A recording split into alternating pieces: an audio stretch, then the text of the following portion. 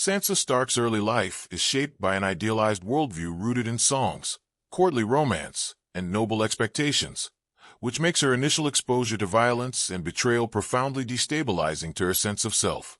Her psychological foundation is not built for survival in a brutal political arena, but rather for harmony within a structured and honorable social order. When this worldview collapses through betrayal, captivity, and humiliation, the trauma she experiences does not merely frighten her, it dismantles her core identity. The public execution of her father marks a pivotal rupture in her psychological continuity, forcing her into a reality where safety is no longer guaranteed by status or morality. In trauma psychology, this kind of shattering event often results in a loss of assumptive world beliefs, the internalized idea that the world is predictable and just. Sansa's early coping mechanisms reflect shock and submission rather than resistance, illustrating a common trauma response where survival depends on compliance. Her captivity in King's Landing becomes an extended condition of psychological imprisonment, where she is repeatedly subjected to threats, manipulation, and emotional degradation. These experiences mirror prolonged traumatic stress, where danger is not momentary but constant. Over time, the need to survive within this hostile environment initiates subtle cognitive adaptations that later become the seeds of growth. Rather than breaking entirely, Sansa begins to develop emotional compartmentalization, a defense mechanism that allows her to outwardly perform obedience while internally distancing herself from the psychological damage being inflicted. This duality becomes essential for maintaining coherence under oppression. It represents an early step toward resilience, even if it initially manifests as passivity.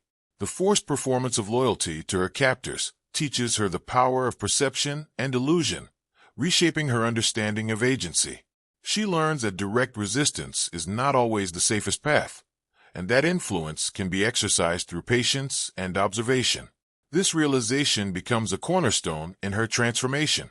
Her exposure to figures like Cersei and Littlefinger introduces her to morally ambiguous models of power, complicating her previous binary view of good and evil.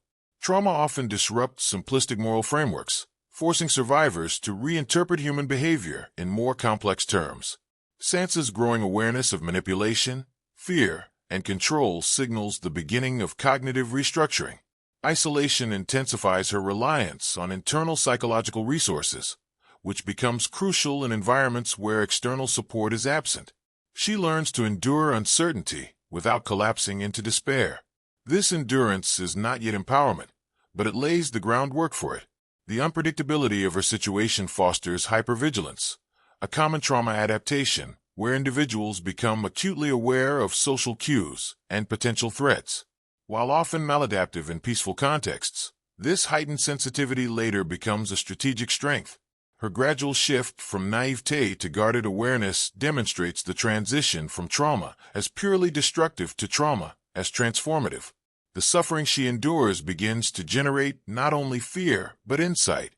These early experiences collectively establish the psychological terrain upon which post-traumatic growth will later emerge, showing that identity reconstruction often begins in the very moments when identity appears most shattered.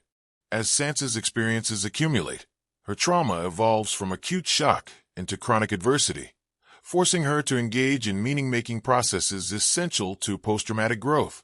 Rather than remaining trapped in victimhood, she begins to reinterpret her suffering as a source of knowledge.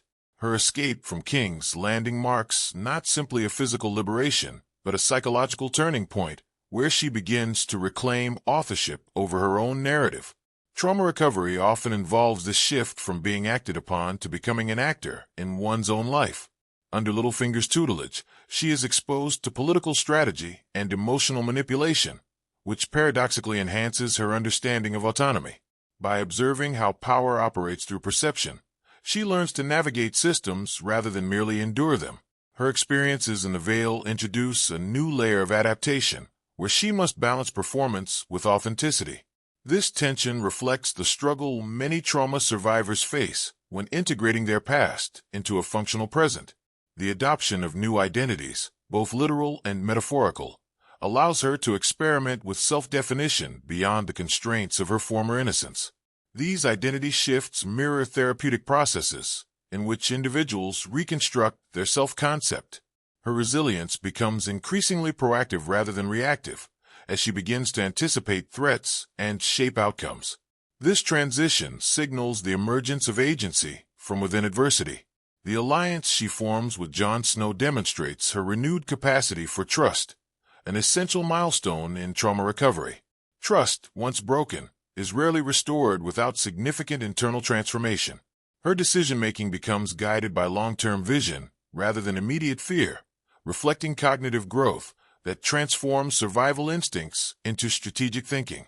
Rather than seeking revenge alone, she seeks stability and protection for her people, indicating a shift from self-preservation to collective responsibility.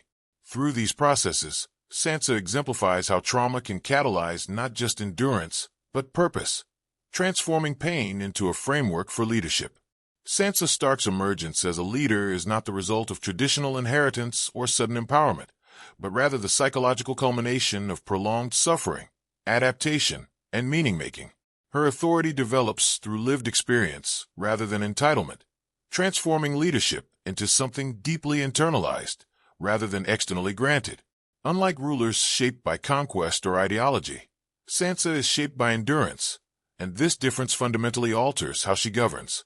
Her leadership is grounded in emotional intelligence, forged through years of navigating fear, humiliation, and uncertainty. Where once she reacted to danger with silence and submission, she now responds with measured composure. This shift reflects a critical marker of post-traumatic growth, the ability to regulate internal chaos even when external conditions remain unstable. The transformation of her voice is particularly significant. Early in her life, speech was dangerous, honesty was punished, and silence ensured survival. As she grows, however, she learns not only when to speak, but how to speak with intention. Her communication evolves from defensive politeness into strategic clarity, allowing her to influence outcomes without relying on force. Sansa's leadership style is defined by restraint rather than dominance. Trauma survivors often confront the temptation to replicate the control once imposed upon them, yet she consciously rejects this pattern.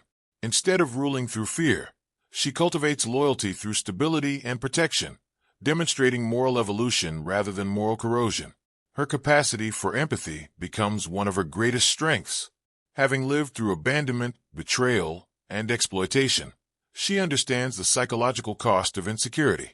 This awareness informs her governance, shaping decisions that prioritize safety and continuity over spectacle or expansion.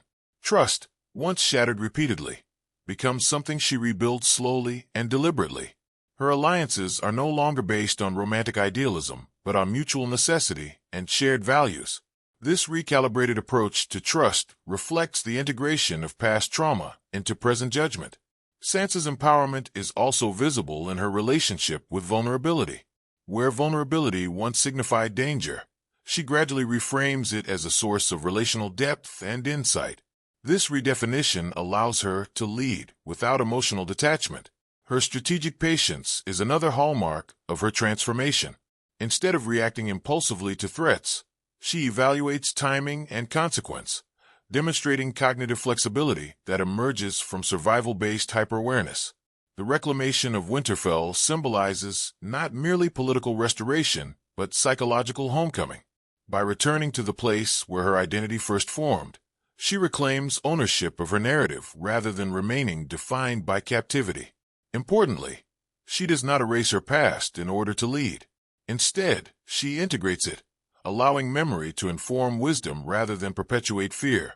Her refusal to seek domination distinguishes her from many power figures shaped by trauma. Rather than proving strength through conquest, she proves it through preservation.